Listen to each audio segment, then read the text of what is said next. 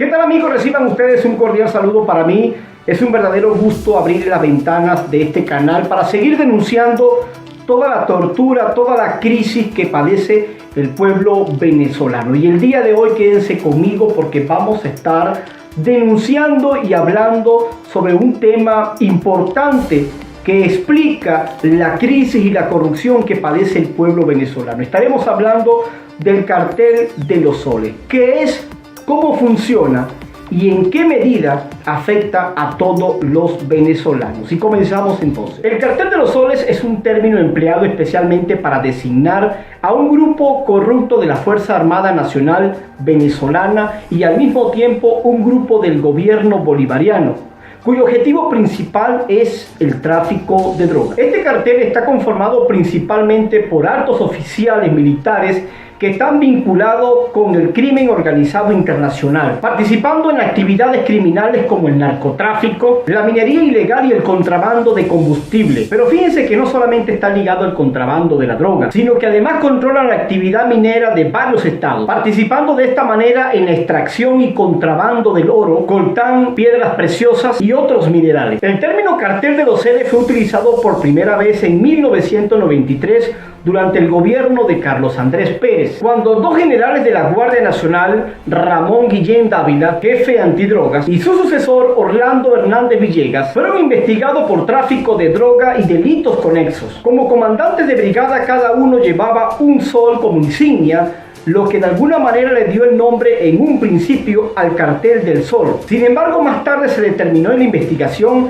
que estaban incluidos generales de división, convirtiéndose de esta manera en el cartel de los soles, porque los generales de división de la Guardia Nacional llevan 2 soles. En un principio, la actividad de la Fuerza Armada Nacional solamente consistía en aceptar sobornos y al mismo tiempo mirar hacia un lado mientras los narcotraficantes movilizaban su mercancía. En los primeros momentos, la Fuerza Armada no tenía conexión con los proveedores ni movían la droga por el país y al mismo tiempo tampoco almacenaban la cocaína. De esta manera llegamos a la época del presidente Hugo Chávez, que según la investigación de la DEA y la misma escritora Emily Blasco, en el libro Boomerang de Chávez, llegó a afirmar lo siguiente: Hugo Chávez expandió la corrupción a niveles sin precedente en Venezuela, corrompiendo el Ministerio Público, el sistema judicial y las Fuerzas Armadas, donde habría llegado a salir el 90% de la producción de cocaína que salía de Colombia, y que a su vez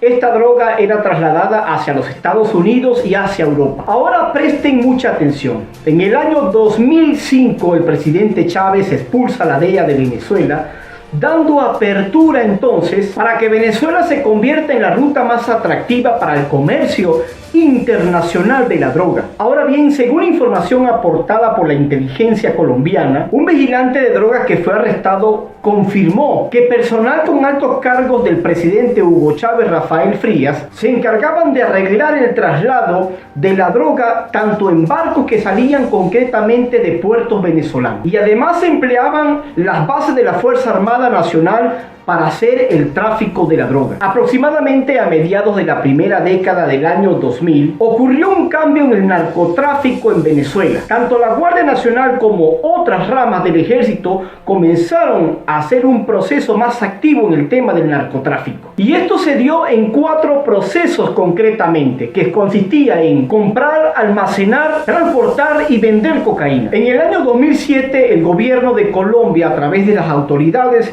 manifestaron que en una redada que se había hecho a Raúl Reyes se encontraron unos ordenadores portátiles donde se encontraron documentos que testificaban que el presidente Hugo Chávez habría ofrecido pagos a la FARC por más de $300 millones para crear lazos financieros y políticos, fortaleciendo entonces los lazos para poder traficar la droga, en tanto que el gobierno bolivariano asistía a la FARC con armamento militar. En el año 2013, ya con el régimen de Nicolás Maduro, el gobierno de Francia incauta 1.3 toneladas de cocaína. Y cuando se hacen las investigaciones, esta cocaína provenía concretamente de Venezuela.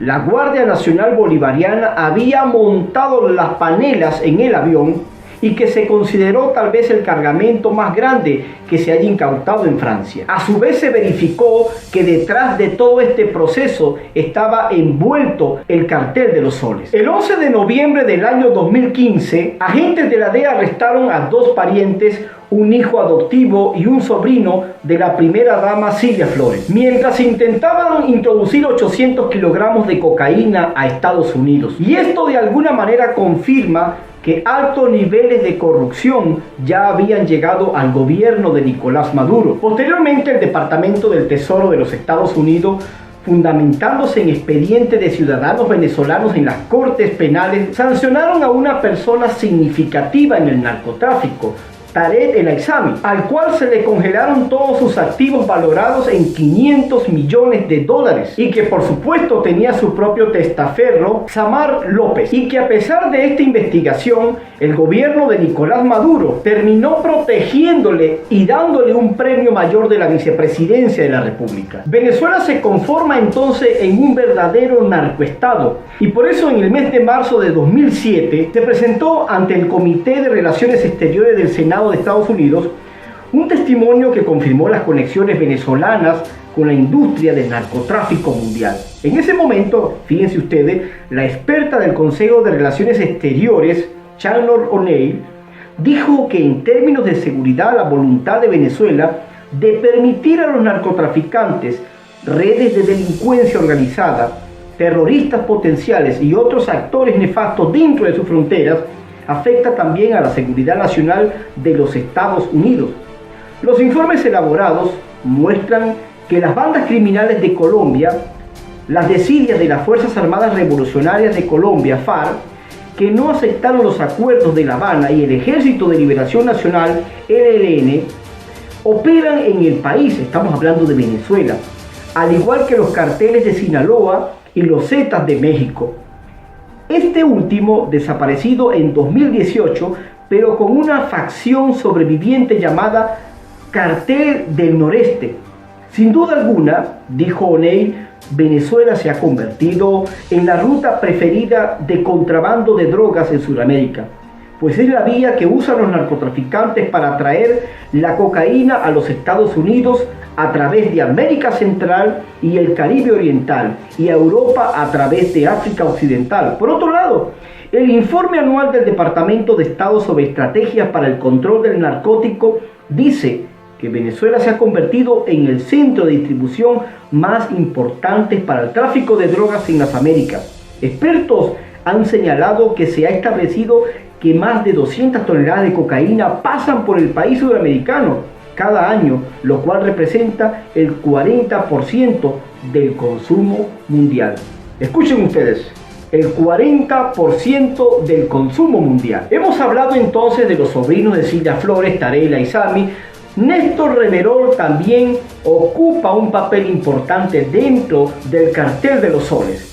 Pero vamos a hablar de el presidente, el jefe mayor, el que dirige prácticamente el cartel de los soles. Estamos hablando de Diosdado Cabello. Según el ex jefe de seguridad del ya fallecido Hugo Chávez, declaró en el 2015 que Diosdado Cabello era el jefe del cartel de los soles en Venezuela, y que en este preciso momento, en el año 2018, sigue siendo el principal cabecilla que rige el cartel de los soles. Por esta razón, no solamente Diosdado Cabello es el principal cabecilla, sino que además es el que está detrás del control de la dictadura que rige Venezuela.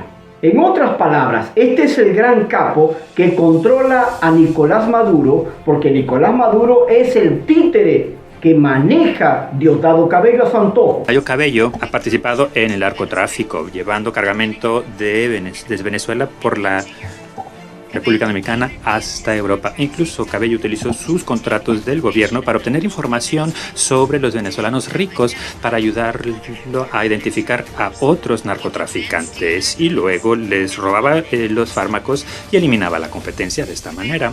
Cabello lavó dinero que obtuvo vendiendo drogas y robando del pueblo venezolano mediante el Sistema Internacional de Finanzas.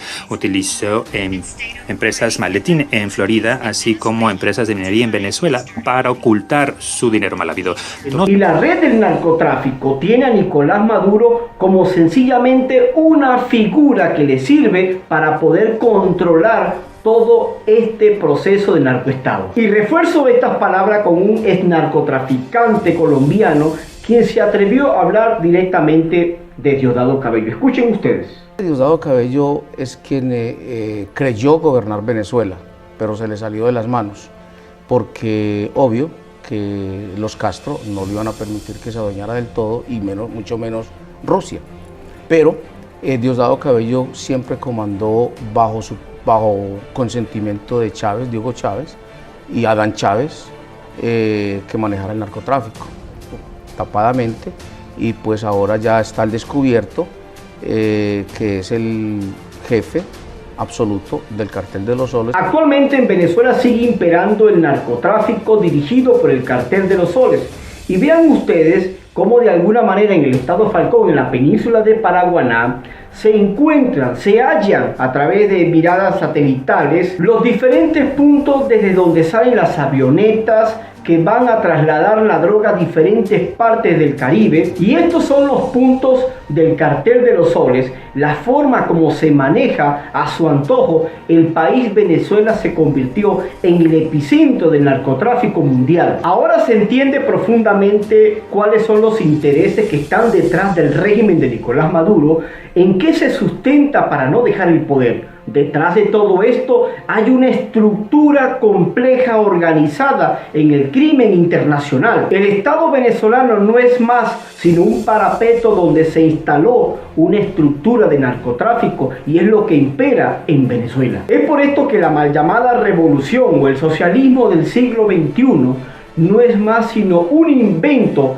para poder hacer de Venezuela el epicentro, el lugar para reinar mediante el narcotráfico. Y es por eso que nosotros denunciamos desde aquí, desde este canal, hasta que caiga la tiranía, que en Venezuela lo que está ocurriendo es el control de toda una nación por un grupo que está dirigido por el narcotráfico y que tiene como único interés mover la droga desde Venezuela a diferentes puntos del mundo. Y al mismo tiempo le digo a los hombres y mujeres de bien que todavía están dentro de la Fuerza Armada, despertar del yugo del narcotráfico que impera en Venezuela, porque el enemigo no es el pueblo venezolano.